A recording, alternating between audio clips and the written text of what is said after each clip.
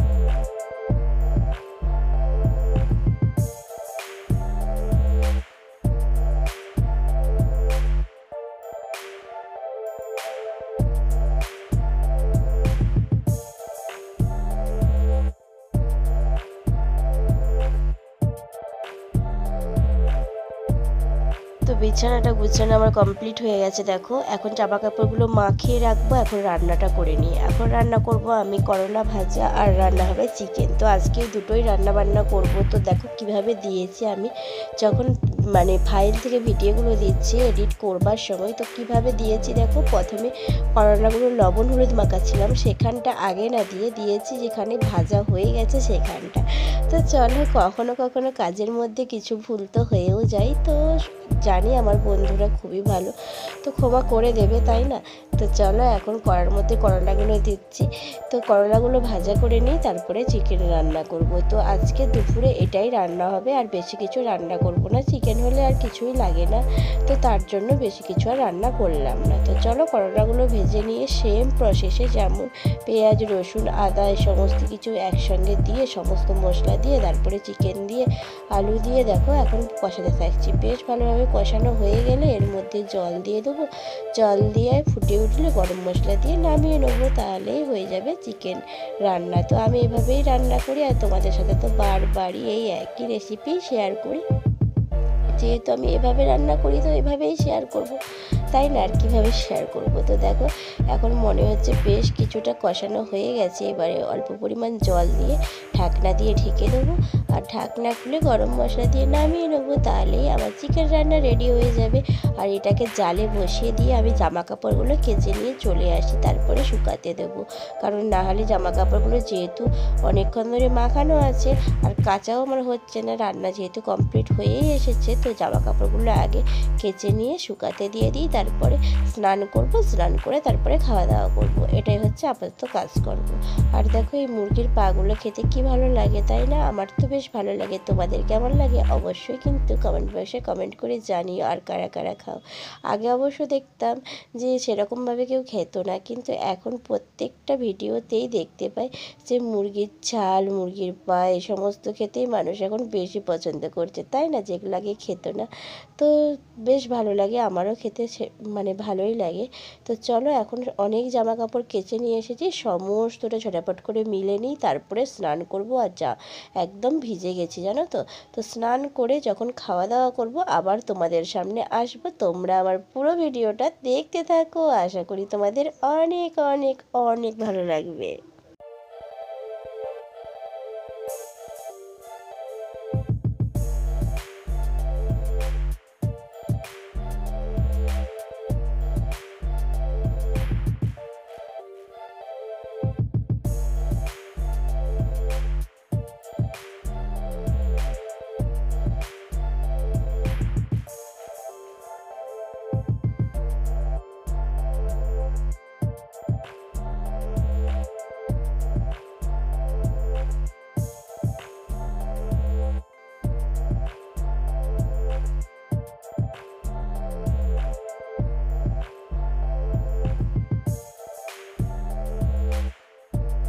তো দেখো জামা কাপড়গুলো মিললাম, ভিজে গেছিলাম, স্নান করলাম, তো স্নান করে সকালেই তো পুজো দেওয়া কমপ্লিট হয়ে গেছিলো। এখন দেখো আমি খেতে বসেছি, আর আজকে তো বললামই যে রান্না করেছি চিকেন আর করলা ভাজা। তো যেহেতু চিকেন রান্না করেছি তো করলা ভাজাটা আমার সেরকমভাবে খেতে ভালো লাগে না, তো খাইনি। দেখো এখন এটাকে দিয়েই খাবো। তো চলো দেখো একদম প্রচুর তেল তেলে হয়ে গেছে, আজকের ঝোলটাই না একটু বেশি পরিমাণে তেল দিয়ে রান্না করা হয়ে গেছে।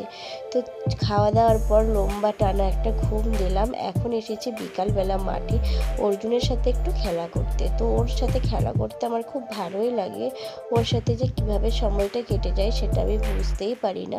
আর আমি তো বারবারই বলি যে বাচ্চাদের সাথে সময় কাটাতে আমার ভীষণ ভালো লাগে। আমি ছোটোবেলাতেও না সমস্ত বাচ্চাদের সাথে খেলা করতাম, আর ছোটো বাচ্চাদের কোলে নিতে তো আমার কী ভালো যে লাগতো, সবার কাছ থেকে তখন চেয়ে চেয়ে কোলে নিতাম যখন খুব ছোট ছিলাম।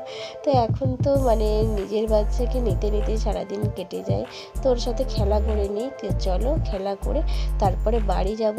আর ও এখন ফুটবল খেলছে, আর আজকের আবহাওয়াটা না বিকালে দারুণ সুন্দর, ভীষণ ভালো লাগছে, যতই দেখছি ততই যেন মন প্রাণ ভরে যাচ্ছে। আর ও বলছে মা তুমি আমি আসার আগে তুমি পারো নাকি দেখবো, বলটাকে মানে পিটতে হবে আর কি। তো চলো আমি বলটাকে ফিকে দিলাম, ও আবার এসে ধরলো। তো আজকে দিনটা আমার এভাবেই কাটলো, তোমাদের সাথে শেয়ার করলাম। তোমাদের কেমন লাগলো অবশ্যই কমেন্ট বক্সে কমেন্ট করে জানিও। আর ভিডিওটি তোমাদের ভালো লেগে থাকে অবশ্যই লাইক কমেন্ট শেয়ার আর সাবস্ক্রাইব করে দিও। যারা নতুন বন্ধুরা আমার ভিডিও দেখছো প্লিজ চ্যানেলটা সাবস্ক্রাইব করে পাশের বেল আইকনটা অন করে রেখো, যাতে আমি নতুন নতুন ভিডিও আপলোড করার সাথে সাথে তোমাদের ফোনে নোটিফিকেশান চলে যায়। তোমরা সবাই সুস্থ থেকো, ভালো থেকো, সবাইকে ভালো রেখো, টাটা বাই বাই।